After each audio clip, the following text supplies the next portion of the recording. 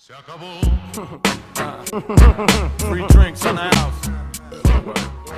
मेरा नाम शाओजी है। मैं ग्रेजुएट हो गई हूँ। मैं हीरोइन बनना चाहती हूँ। मेरा शानदार करियर बस अब शुरू ही होने वाला है।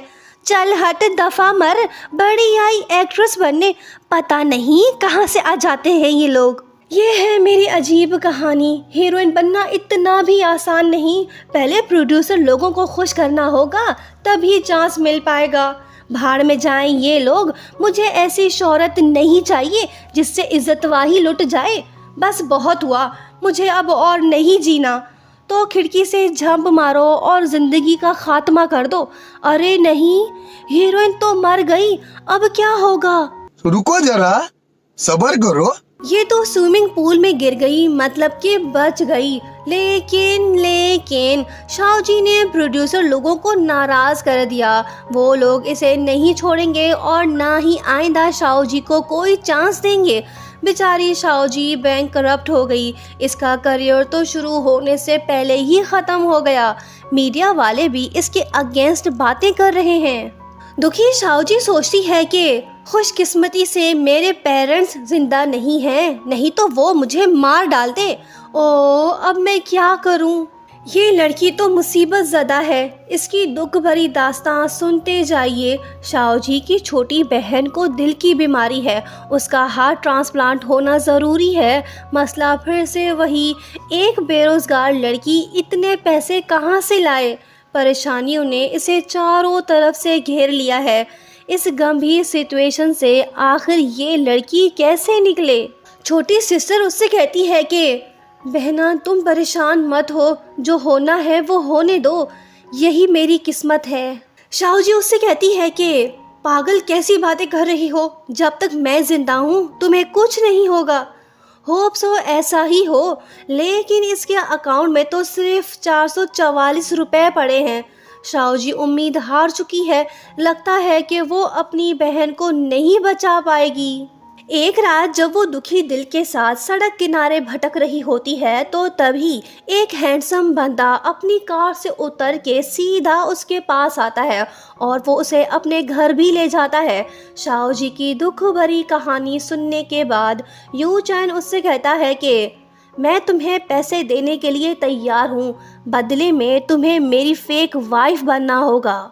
वो कहती है कि ओए मिस्टर बिजनेसमैन, मैं अपने आप को सेल नहीं करने वाली। मैं पहले ही बहुत बदनाम हो चुकी हूँ, मैं जा रही हूँ।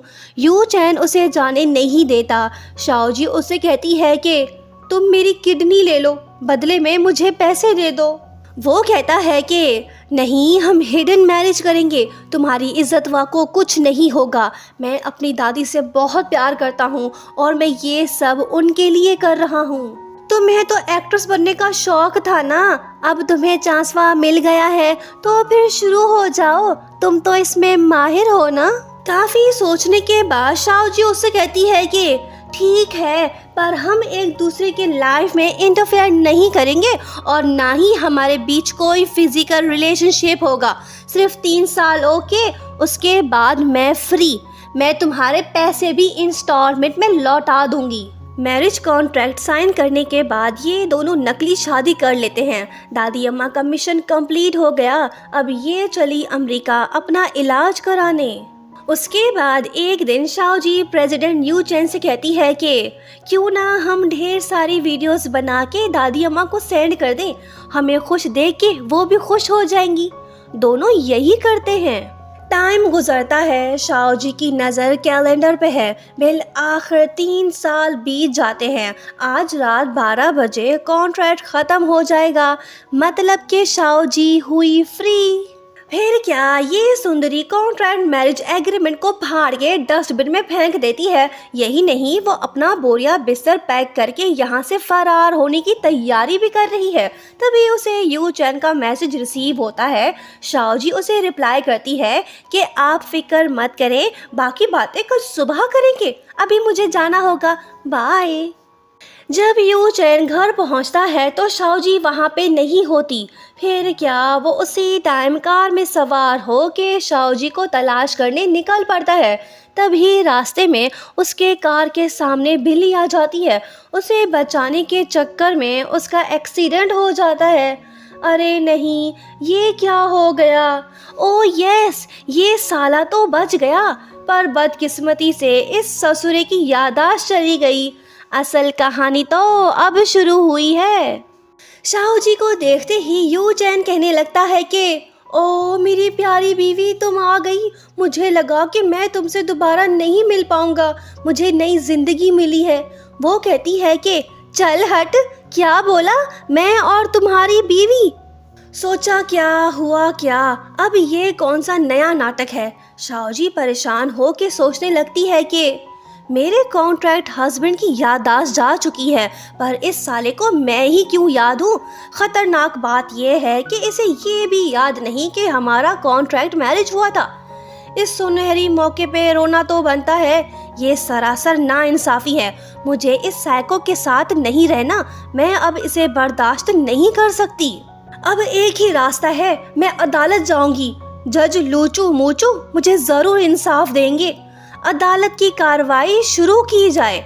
शाओजी कहने लगती है कि हमारा कॉन्ट्रैक्ट मैरिज हुआ था, ना कि रियल मैरिज। ये झूठ बोल रहा है। यू चैन कहता है कि क्या प्रूफ है तुम्हारे पास?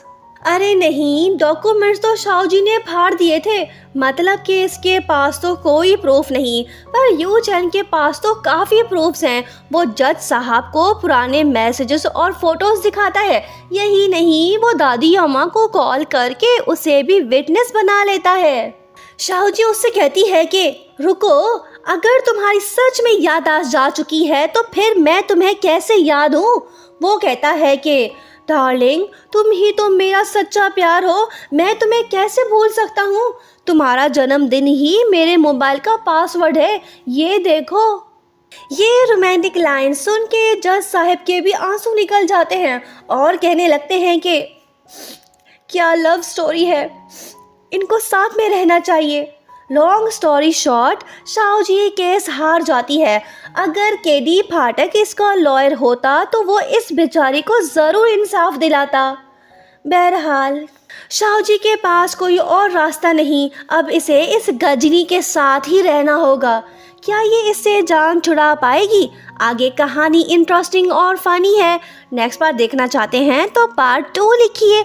जल्दी से लाइक टारगेट भी कंप्लीट करिए। अरे रुकिए, सब्सक्राइब करके फिर जाइए। Thank you so much for watching.